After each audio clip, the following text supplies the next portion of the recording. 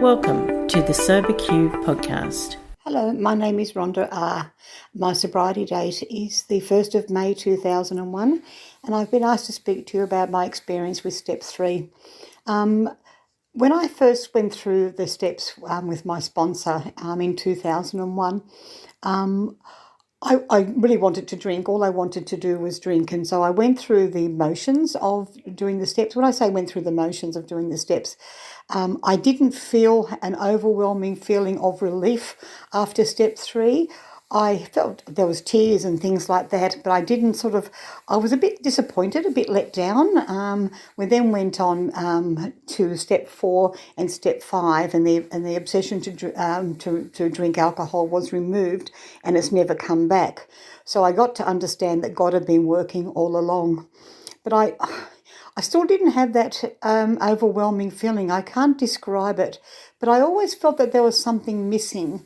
And I've come to realise I just wanted to control everything. I did a lot of work in Alcoholics Anonymous, a lot of service work and everything, but I came to see that I was doing things out of ego, not out of God's work. You know, sort of on the outside everything looked okay, but in the inside I felt like a fraud. And I heard a tape once, they say if you go to the spiritual banquet, and you're spiritually empty, and that's how I felt.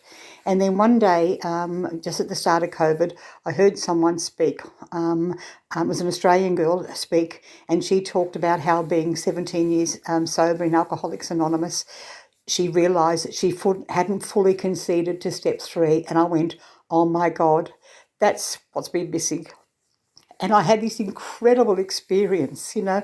As I said, I was doing all the stuff and everything like that, but everything changed. I really felt in the very soul of me turning my life and my actions, you know, my thoughts and my actions over to God's care. And I just knew that He had me in His hands all along. And I knew that, but I just didn't feel it. But this was an incredible feeling of being uplifted. It almost was like what Bill Wilson talks about in the Big Book of being uplifted. That experience was just like, oh my God. And everything just changed on the inside for me. I became so much more centered. The 3rd step prayer just takes on such a meaning for me, you know. And I just know that I of myself am nothing. And I just turn everything I have over to His care and trust that it's going to come out okay. Now, I won't say don't try and pull the reins and the control and all that sort of stuff. I do still have all those issues, but I catch myself these days and have for a long time. So not only was step 3 in the beginning a decision, and that's all that's required of me to make a decision, but I've actually came to realise that I have to put action in there as well. And the decision was to go on with the rest of the program. And as I said, by doing that obsession was removed, and I've gone on to have that spiritual experience. But this in itself, this step 3 experience, about two and a bit years ago now, and it just changed everything. It really and truly did. It brought me to my knees, and it makes me teary even now. So things have been, you know, there's lots of stuff happening in my family, and I just know no matter what, God's got me in His hands. I'm one of God's kids, so I know the profound effect that it's had on me and my life. And not only that, it actually went on to make a difference in in step 6 and 7 as well.